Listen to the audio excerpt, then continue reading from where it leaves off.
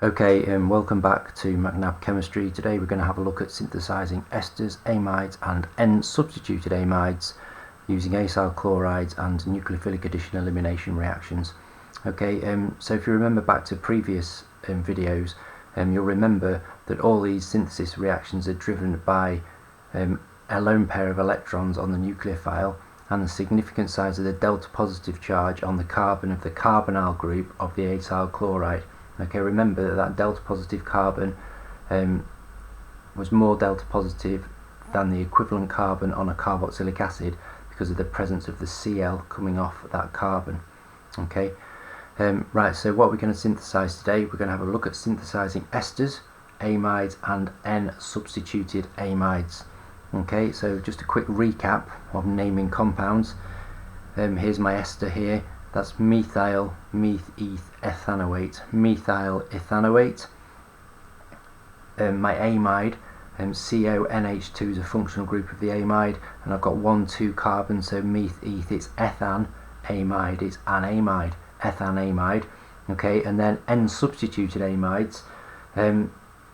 Sometimes people can find these quite confusing, but they're pretty straightforward really.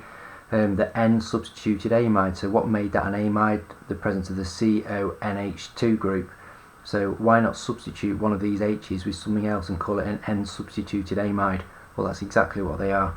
Okay, so my functional group would have been CONH2, but I've substituted one of the H's with a CH3 group. What do we call a CH3 group? A methyl. So we're going to call it N-methyl ethanamide. Okay, so that just tells us that the substitution has taken place on the N of what would have been the NH2 group. Okay, so N, sometimes you'll see it as N-substituted methyl ethanamide or N-methyl ethanamide. That's absolutely fine, so let's just make sure we've got that. Okay, so we are substituting one of the H's on the NH2 group of the CONH2 functional group. Okay, let's have a look at the mechanisms now. So first of all, we are going to have a look at the reaction mechanism for the formation of ethyl ethanoate. Okay, so here's my acyl chloride meth-eth, so that's ethanoyl chloride, okay, plus ethanol, meth-eth ethanol, OH functional group, and the lone pair of electrons is on that O, attacks the delta positive carbon, and then we go through our usual process. Okay, so we have the addition of that oxygen onto that carbon, so the addition, too many bonds coming off that oxygen, so we put a plus on there. Okay, we created that bond by splitting the double bond. Okay, so we've got a single bond there now, that becomes a negative charge. Okay, we get electron drift through the molecule. Okay, so the electrons get attracted towards that positive, drift through the molecule there. When they come this way, they repel the electrons there and weakening that bond between the C and the Cl.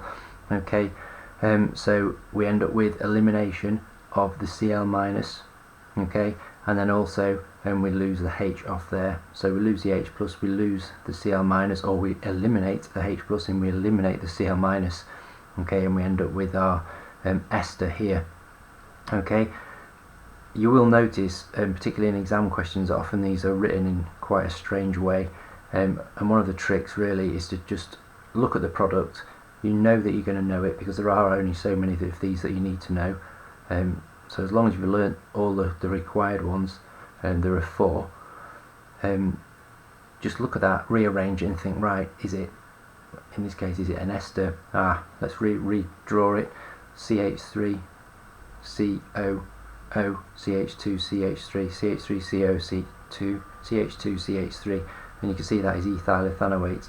Okay. So that's just a helpful little tip at the end. Just try and redraw your product and just think carefully about what it actually is that you've made. Okay, and what's my byproduct? HCl steamy fumes. Okay, next one then, let's have a look at the reaction mechanism for the formation of ethan amide. Okay, so this time we have meth-eth, ethanoyl chloride, CH3COCl. Okay, my nucleophile is the NH3 group with the lone pair on the N, attacks the delta positive carbon, it adds onto that carbon, okay, makes that O minus. Okay, then we get our electron drift through the intermediate, electrons coming this way, repel the electrons there, weakening that bond, and we eliminate H plus and Cl minus, and look what we've got, CH3CONH2. Again, try and reorganize it a little bit to make it look a little bit more familiar. CH3CONH2 is meth, eth, ethan, amide, and we get our HCl steamy fumes. Okay. Next mechanism that we need to know is the addition elimination mechanism for the formation of N-phenyl ethanamide. Okay, so this is that's an amine, so it's got an NH2 group and it's got a benzene ring attached to it, so it's called phenyl amine. Okay, that is a primary amine. Okay, so we can make these N-substituted compounds by reacting acyl chlorides with primary amines. Okay, so lone pair on the N attacks the delta positive carbon of the acyl chloride. It adds onto that carbon, so hence the nucleophilic addition part. Okay, a splitting of this bond here, O minus, electron drift through the molecule. Okay, repels the electrons there, weakening the CCl bond. Okay, so therefore the Cl minus is eliminated, the H plus then becomes eliminated. Okay, and we end up with CH3CONH and then the benzene ring. Okay, so one of the H's on that N has been substituted, hasn't it? And it's been substituted with a benzene ring, so we call it N-phenyl ethanamide.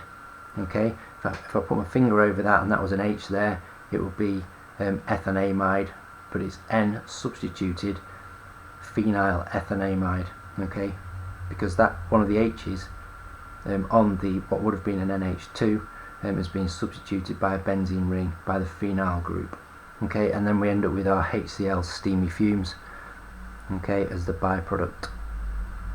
Okay, so hopefully you can see that in all of these synthesis reactions the mechanisms are all pretty much the same. Well, they are the same, and it's just we're using different chemicals. Okay, so therefore we can end up with different products. I hope that's been helpful. Please just make sure you really understand these mechanisms, because once you've learnt it once, you can just then reapply it to the next problem and you'll come out with the correct answer.